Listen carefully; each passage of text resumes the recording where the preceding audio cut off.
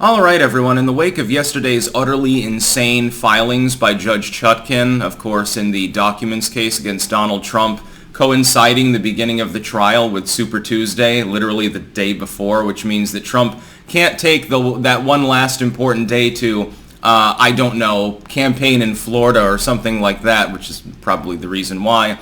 I would like to point something out. At this point, it really is Donald Trump 2024 or nothing. We're not going to get another chance at this, I don't think, in our lifetimes.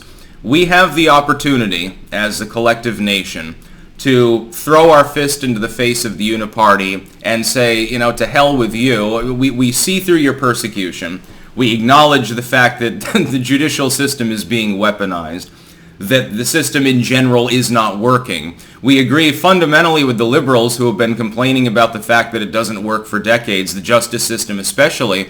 I was talking with some simps for the jackbootery going on last night, and I pointed out, liberals are the ones who, for decades, have talked about civil asset forfeiture and police brutality and judicial scrutiny not being totally wonky, cops planting crack on people, judges being corrupt, etc., etc. I've been told for my entire life, mainly by liberals, and I agree with them, that the justice system is clearly wrong. We have over-policing. We have too many laws. Of course, in some cases, liberals don't care about that.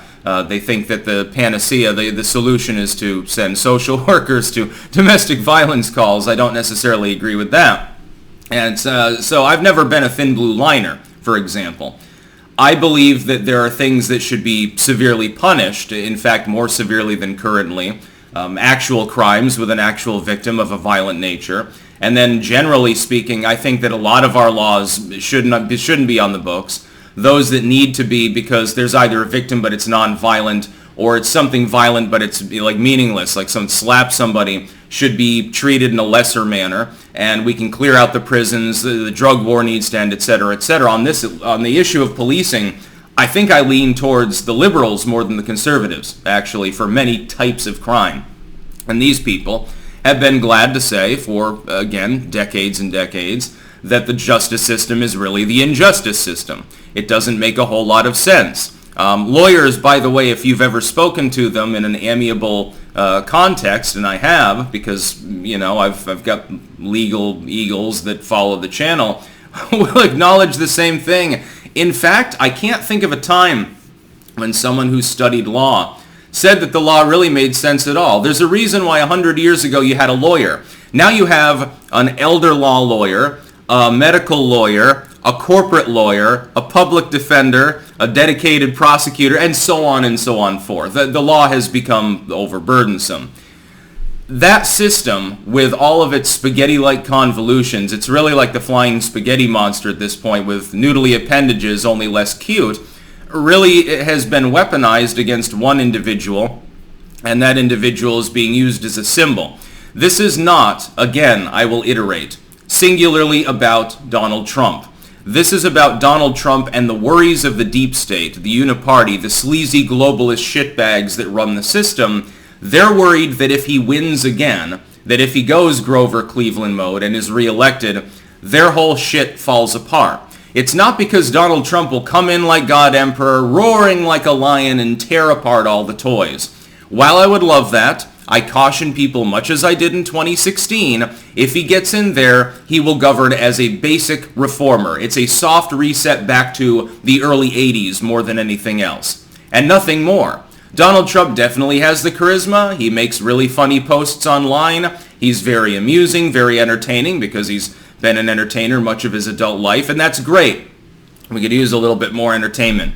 The only entertainment we get from Creepy Joe is when he falls up the stairs, and we're hoping he doesn't fall down the stairs, because then you have President Kamala. By the way, the one thing I agree with Nikki Haley on is that the danger of re-electing Biden isn't even Biden so much as the person who's the vice president. Can you imagine how wonderful a time that would be? Oh yeah, that'd be great for the U.S. economy and doubly great for U.S. diplomacy. In that matchup, I think that Donald Trump could probably win from a prison cell, by the way. Right now, we have filings being released from the Chutkan case there. It's worse than simply scheduling the trial date very, very obviously transparently in a corrupt manner for the day before Super Tuesday. That's bad enough. That warranted me getting off my ass, going to the cuck shed to make an extra video on my shitty phone just for that particular eventuality. Now we've got all of the case filings. People are looking through them and posting online. What the fuck do you see? Just wall-to-wall stupidity from the judge in this case. This is a politically motivated witch hunt.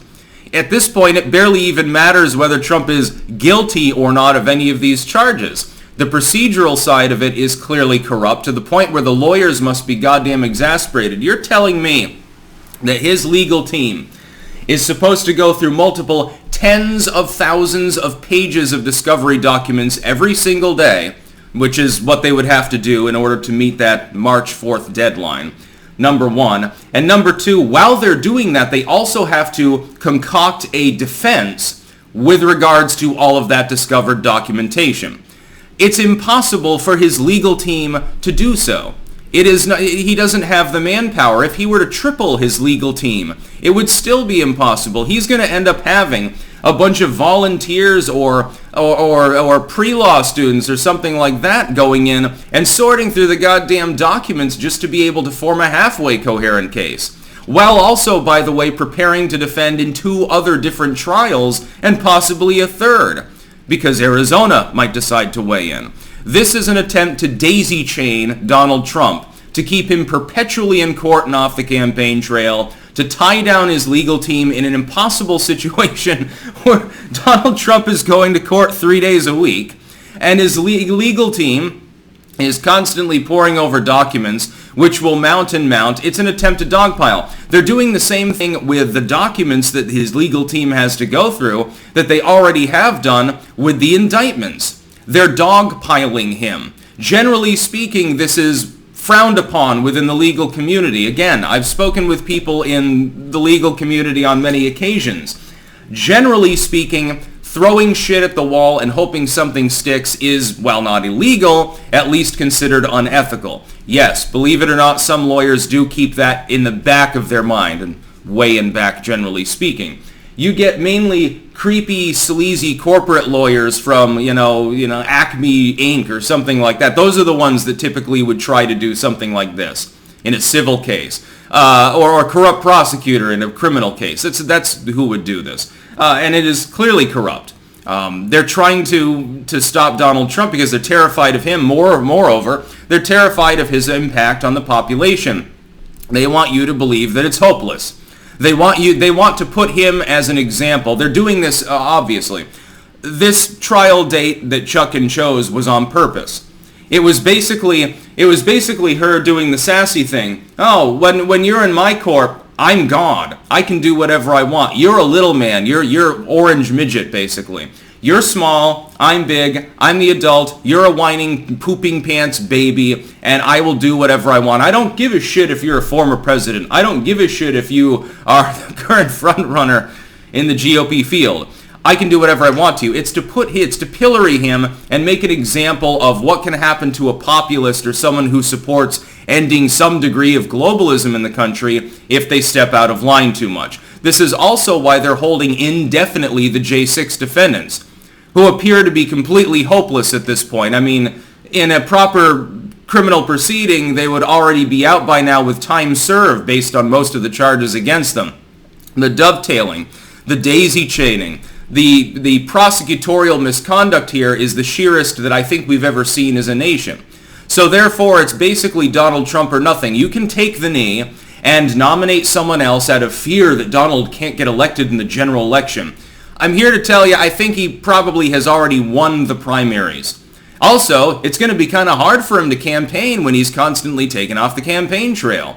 I don't think that's the problem. They're going to continue this shtick as long as they have to try to stop the man because they are afraid of him, and more, they are afraid of you. They're afraid of me. They're afraid that if Donald Trump is reelected, we'll get it into our heads that it's possible to win. We'll stop being demoralized, and we'll start demanding more pay for people doing hard work. We'll start demanding that they back off the globalistic trade bullshit. We'll start demanding more transparency in government. We'll start tossing out some of the old bums like Mitch McConnell and replacing them with people that actually represent us. That's what they're afraid of. It's not just Donald Trump. It's Donald Trump and millions of other people that they fear. They're trying to black pill you, and also, and here's a big warning, they're trying to get you to act out in violence. They're trying to make you snap right now. By being so painfully obvious in their corruption, they're hoping your reaction won't be, I'm pissed off, I'm going to go ballot harvest for Trump. They're hoping your reaction isn't, I'm pissed off, I'm going to go knock on doors. They're hoping that your reaction is, you pick up a gun. That's what they really, really want right now. More than anything, they want somebody out there, some deeply black-pilled populist, to snap and to take up the heavy iron so that they can say, look how evil Trump and his fans are. This is why we need more censorship. We need more stringent election controls. We need red flag laws. Blah, blah, fucking blah. That's what they want more than anything else. Don't give them what they want. That's about all. Peace out.